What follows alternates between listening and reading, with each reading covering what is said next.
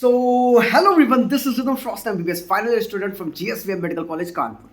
So guys, कल रात को यूपी नीट की तरफ से नोटिस आ गई थी रिगार्डिंग आपको कैसे एडमिशन लेना है, क्या क्या प्रोसीजर होने वाला है. बट स्टिल वो नोटिस इतनी क्लैरिफाइंग नहीं रहती कि आपको सारे डाउट्स आपके क्लियर हो जाए. तो हम लोग इस वीडियो में डिस्कस करेंगे क्या क्या डॉक्यूमेंट्स नीडेड हैं आपको. मतलब एक एक डॉक्यूमेंट मैं बताऊंगा, तो पूरा वीडियो तो आखिरी तक देखना ही. ठीक है. दूसरी चीज़, हम लोग ये डिस्कस करेंगे कि आपको एडमिशन कहाँ कराना है. नोडल सेंटर लिखा है आपके उसमें अलॉटमेंट लेटर में, तो आपको कहाँ एडमिशन कराना है. तीसरी चीज़, मोड ऑफ पेमेंट क्या होगा हर कॉलेज का, वो सारी चीज़ें हम लोग डिस्कस कर लेंगे. और चौथी चीज़, हम लोग को अपग्रेड कराने के लिए क्या करना होगा, रीशफल कराने के लिए क्या क्या करना होगा, क्या टर्म्स एंड कंडीशन है यूपी नीट राउंड की. ठीक है, चलो. तो हम लोग पहले डिस्कस कर लेंगे डॉक्यूमेंट्स क्या क्या चाहिए. ठीक है, बट एक चीज़ सुन लो, ये वीडियो शेयर कर दो. चैनल अगर अभी तक नहीं सब्सक्राइब किया है तो भाई सब्सक्राइब कर लो. ये वीडियो मैं मतलब सुबह 7 बजे उठ के रिकॉर्ड कर रहा हूँ. ठीक है यार, और प्लीज़ यार इस एफर्ट को अप्रिशिएट कर दो और सारी चीज़ें आपकी कवर हो जाएगी इस वीडियो से. आपके मन में जो भी सवाल आ रहे थे, बाकी जो भी मन में सवाल बचे, मेरे को इंस्टाग्राम या टेलीग्राम पे मैसेज कर सकते हो, या जहाँ पे कमेंट कर सकते हो. ठीक है, तो चलो लोग स्टार्ट करते हैं. क्या क्या डॉक्यूमेंट्स चाहिए तुमको तुम्हारी काउंसलिंग में. तो सबसे पहले तुमको चाहिए अलॉटमेंट लेटर. देखो, यूपी नीट की साइट पे आप जाओगे, रिजल्ट पे क्लिक करोगे, वहाँ पे आप अपनी सारी डिटेल्स डालोगे तो एक अलॉटमेंट लेटर आ जाएगा. उसको प्रिंट करा के रख लो. ठीक है. दूसरी चीज़, आपका नीट का एडमिट कार्ड, जो इस साल का एडमिट कार्ड था, वो आपको चाहिए होगा. तीसरा, आपको रैंक कार्ड, जब आपका रिजल्ट आएगा तो आपका रैंक लेटर आया होगा. ठीक है, आपको वो चीज़ चाहिए होगा. चौथा, आपने जब यूपी नीट में रजिस्ट्रेशन किया होगा तो उसको ऑनलाइन रजिस्ट्रेशन प्रूफ होता है. लाइक जब आपने रजिस्ट्रेशन कर लिया तो एक मैसेज आता है आपके पास, एक कन्फर्मेशन पेज आप निकालते हो. ठीक है, वो आपको चाहिए. पांचवी चीज़ आपका हो गया आपका वेरिफिकेशन स्लिप. देखो, जिन लोगों का डॉक्यूमेंट्स वेरीफाई हुआ तो उनके पास मेल आया था डॉक्यूमेंट वेरिफिकेशन के लिए. ठीक है, तो उसमें उनके पास वो एक पीडीएफ भी आई थी, डॉक्यूमेंट वेरिफिकेशन स्लिप, तो वो भी चाहिए. अब जिन लोग का सिर्फ वेरीफाई का टेक्स्ट आया था, मेल नहीं आया था रिगार्डिंग क्या नाम है पीडीएफ का, तो वो लोग परेशान मत हो, आपका डॉक्यूमेंट वेरीफाई हो ही गया था. तो आप कॉलेज में जाना है, एडमिशन कराने, आपके बाकी चीज़ें वहाँ पे सॉल्व कर दी जाएगी. उसके बाद आपको चाहिए मार्कशीट एंड पासिंग सर्टिफिकेट. देखो, होता क्या है ना, बहुत लोग पूछते हो कि भैया मार्कशीट क्या है, पासिंग सर्टिफिकेट क्या है. तो देखो, जो लोग के आप लोग अपनी मार्कशीट उठाना है 10th और 12th की, ऊपर देखना उसमें लिखा है मार्कशीट कम सर्टिफिकेट. अगर लिखा है तो आपको पासिंग सर्टिफिकेट नहीं चाहिए. ठीक है, बट अगर उसमें ये लिखा है सिर्फ मार्कशीट लिखा है तो पासिंग सर्टिफिकेट अलग से आएगा और वो भी कंपलसरी है. ठीक है, समझ में आ गया. तो देख लेना अपनी मार्कशीट, आपके मार्कशीट कम सर्टिफिकेट लिखा है या मार्कशीट सिर्फ लिखा है, तो आपको पासिंग सर्टिफिकेट भी चाहिए होगा. उसके बाद अगर आपने 12th के बाद कोई और कोर्स किया है, बीएससी बीए जो भी किया है, अगर आपने कुछ किया है तो आप उसकी सर्टिफिकेट्स लगा देना. ठीक है. TC and migration. TC and migration आप देखो, आप अरेंज कर लो. देखो, जो लोग यूपी के कॉलेजेस से हो उनको सिर्फ टीसी की नीड है, मतलब यूपी बोर्ड के कॉलेजेस से. बाकी जो अलग बोर्ड के कॉलेजेस से उनको यूपी मतलब यूपी बोर्ड के अलावा जैसे सीबीएसई आईसी इसी बोर्ड से है, तो लोगों को टीसी भी चाहिए और माइग्रेशन भी चाहिए. तो दोनों चीज़ें अरेंज करके रख लो. ठीक है. उसके बाद बारी आती है कि कास्ट सर्टिफिकेट की. देखो यार, जो लोग भी कोई भी कास्ट क्लेम कर रहे हैं, बीट ओबीसी एससी एसटी, आपके डॉक्यूमेंट्स वेल अपडेटेड होने चाहिए. ठीक है, नए होने चाहिए सर्टिफिकेट्स, ऐसा नहीं कि पुराने सर्टिफिकेट्स हों. ठीक है. उसके बाद आपको डोमिसाइल सर्टिफिकेट उनको लगेगा जिन लोगों ने 10th और 12th यूपी से नहीं किया है. ठीक है, उनके लिए डोमिसाइल सर्टिफिकेट लगेगा.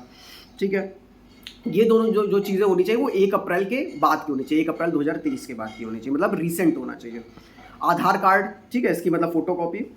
कैरेक्टर सर्टिफिकेट आपका 6 महीने तक ही वैलिड होता है. अगर आप 12th के साथ नीट क्रैक की हो तो ठीक है, आपका कैरेक्टर सर्टिफिकेट चल जाएगा. अगर 12th के साथ नहीं नीट क्रैक की हो, आपने ड्रॉप लिया, तो ऑफकोर्स आपको आगे गैप सर्टिफिकेट बनवाना पड़ेगा. उसके बारे में मैं आपको भी इन्फॉर्मेशन दे दूंगा.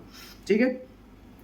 उसके बाद नॉन जुडिशियल स्टैम्प पेपर पे आपका, देखो 10-10 रुपए के पेपर पे आपका एंटी रैगिंग बनता है पेरेंट्स का, एंटी रैगिंग स्टूडेंट का बनता है. अगर गैप सर्टिफिकेट आप लगा रहे हो तो गैप सर्टिफिकेट बनेगा. ठीक है, और 100 रुपीज़ के स्टैम्प पेपर पे आपका, नॉन जुडिशियल स्टैम्प पेपर पे आपका सर्विस बॉन्ड पेपर बनेगा, रूरल सर्विस बॉन्ड पेपर. ठीक है, 10-10 रुपीज़ के उस पर आपका एंटी रैगिंग वाला बन जाएगा. ठीक है, पेरेंट्स का, स्टूडेंट का और गैप, और 100 रुपये वाला आपका ये रूरल सर्विस बॉन्ड वाला. देखो, जो लोग जानना चाह रहे हो भैया ये कैसे क्या बनेगा क्या रहेगा, बहुत चीज़ें, बहुत लोग हेल्थ सर्टिफिकेट को लेके थे परेशान, तो देखो एक चीज़ जानो, अगर आप यूपी के पुराने कॉलेजेस में जा रहे हो, फॉर एग्जांपल जीएसवीएम में आ रहे हो, एमएलएन में आ रहे हो, तो यहाँ पे नोटरीज बैठे रहते हैं, आपको टेंशन लेने की जरूरत ही नहीं है. यहाँ जाओगे आप पैसा दोगे, थोड़ा ज़्यादा पैसा लेते हैं नॉर्मल से, अबे मतलब 100 की जगह 150 ले लेंगे. ठीक है, ऐसा समझ लो.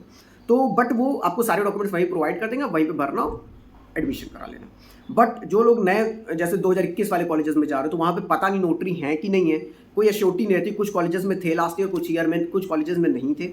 ठीक है, तो उसके लिए आप क्या कर सकते हो कि मैं अपने टेलीग्राम चैनल पे फॉर्मेट डाल दिया हूँ, फिर से डाल दे रहा हूँ. मेरे टेलीग्राम चैनल ज्वाइन करो, लिंक डिस्क्रिप्शन में दी, यहाँ भी आपको लिख के आ रहा होगा.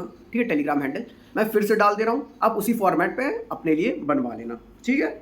उसके बाद पासपोर्ट साइज फोटोग्राफ चाहिए होती, कम से कम भाई 10 के ऊपर लेके जाना, वही वाली लेके जाना जो आपने नीट के एडमिट कार्ड मतलब नीट में जो आपने लगाई थी, यूज़ की थी इस बार, ठीक है। उसके बाद मांगते हैं लोग कि आप लोग जो डॉक्यूमेंट सबमिट करो, जो भी डॉक्यूमेंट सबमिट करो, जितने अभी तक मैंने बताए, सबकी 2 कॉपीज, पूरे डॉक्यूमेंट्स की मिला के 2 कॉपीज मतलब ओवरऑल उनको चाहिए होती, सेल्फ अटेस्टेड, मतलब आपको उसमें खुद में सिग्नेचर किया हुआ हर पेज पे।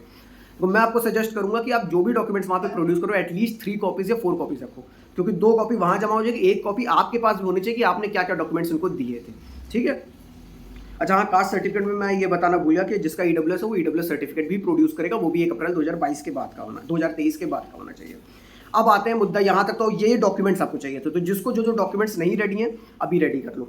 उसके बाद अगली चीज़ पे आते हैं, फीस सबसे ज़्यादा परेशान है सब लोग मोड ऑफ पेमेंट को लेकर कि भैया ये फलाने कॉलेज में कैसे पेमेंट होता है, भैया वो फलाने कॉलेज में कैसे पेमेंट होता है, भैया डीडी तो नहीं होती है। तो देखो, मोस्ट ऑफ द कॉलेजेस में, जितने पुराने कॉलेजेस हैं, सब में कैश पेमेंट हो जाती है, ठीक है। तो आप एटीएम कार्ड रखना, या अगर आप कैश कैरी करना चाहो तो कैश कैरी कर सकते हो, इट्स अप टू यू, तो आपकी पेमेंट हो जाएगी, ठीक है।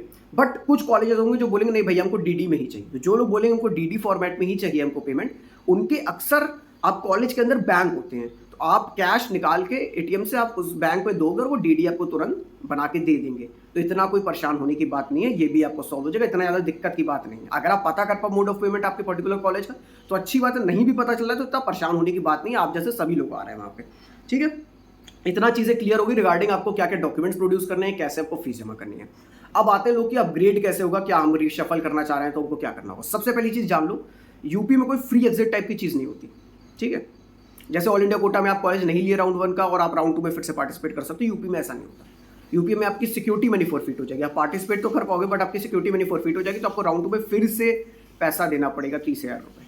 तो पहली चीज़ जान लो, आपको ग्रेड कराना या रिशफल या जो भी कराना है, आपको यूपी नीट में कॉलेज अलॉट हुआ है राउंड 1 में, तो आपको कॉलेज ज्वाइन करना ही पड़ेगा। अब एडमिशन कहाँ पे होगा, नोडल सेंटर लिखा है आपके अलॉटमेंट लेटर में, भैया आपका नोडल सेंटर आपका वही है जहाँ पे कॉलेज है, ठीक है ना। वो नोडल सेंटर नहीं कि मैं मान लो मैं प्रयागराज में रहता हूँ, मैंने नोडल सेंटर प्रयागराज डाला और मेरे को जीएसवीएम कानपुर मिला, तो मैं प्रयागराज में जाकर एडमिशन तो नहीं करा सकता हूँ। खुद सोचो, कॉमन सेंस लगाओ यार, भाई मेरे को जिस कॉलेज में एडमिशन चाहिए मैं वही जाऊँगा ना, कहीं और तो नहीं चला जाऊँगा। नहीं, मैं तो भाई एमएलएन प्रयागराज में जीएसवीएम का एडमिशन करा के, ऐसा नहीं हो सकता ना। तो कॉलेज ही जाना है, जिस कॉलेज में आपको अलॉटमेंट हुआ उसी कॉलेज में जाना है। अगला सवाल, क्या संडे को एडमिशन होगा कि नहीं होगा? बिल्कुल होगा, संडे को भी एडमिशन होगा। जो असाइंड डेट्स होती है उस डेट के बीच में संडे पड़े, मंडे पड़े, जो भी पड़े, एडमिशन होगा। एक चीज़ याद रखना, जब भी आप एडमिशन जिस भी सिटी में एडमिशन कराने जा रहे हो, जहाँ पे भी आपका कॉलेज है, कोशिश करना कि सुबह थोड़ा टाइम से पहुंच जाओ, 8-9 बजे तक। तो जल्दी पहुंचोगे तो आपका प्रोसीजर आसानी से same day with in 2-3 hours complete हो जाता है। हाँ, हेल्थ सर्टिफिकेट लोग जानना चाहते हो तो एक चीज़ जानो, हेल्थ सर्टिफिकेट आपको बनवा के नहीं लेके जाना होता। अब वहाँ पे जाओगे, कॉलेज आपके पूरे चेकअप्स करा देगा भाई, मतलब सब कुछ, लिटरली एवरीथिंग, मतलब कोई पार्ट आपका बॉडी का छोड़ेगा नहीं चेकअप के लिए, ठीक है, सब करा देंगे। उसमें जो पैसा ऐसा शायद अगर जो लगेगा तो वो आपसे लेंगे, जो भी रहेगा वो उनका काम है, उनकी सिरदर्दी है, वो कराएंगे सारी चीज़ें, तो आपको इसकी भी टेंशन नहीं लेनी। तो होपफुली आपको सारी चीज़ें क्लियर हो गई होगी। अपग्रेड कैसे कराना है, मतलब कि अपन को पहले कॉलेज ज्वाइन करना है, ठीक है, उसके बाद सेकंड राउंड की जब चॉइस फिलिंग स्टार्ट होगी तो उसके जो कॉलेज हमको मिला है उसके जस्ट ऊपर वाले सारे, मान लो फॉर एग्जांपल मेरे को अगर 10वें नंबर का कॉलेज मिला है जो मेरी प्रायोरिटी लिस्ट में था, तो मैं सेकंड राउंड में मैं शुरुआत के 9 कॉलेजेस डाल दूंगा बस, क्योंकि 10वां नंबर तो मेरे पास है, ठीक है। ये हो गया अपग्रेड का प्रोसीजर रहेगा, मगर कॉलेज ज्वाइन करना जरूरी है वरना आपकी सिक्योरिटी मनी फॉरफिट हो जाएगी, याद रखना, ठीक है। उसके बाद ये सारी चीज़ें हो गई, मोड ऑफ पेमेंट आपको बता दिया, डॉक्यूमेंट्स नीडेड आपको बता ही दिया, बाकी जो भी इंपॉर्टेंट इन्फॉर्मेशन थी मैंने आपको दे दी।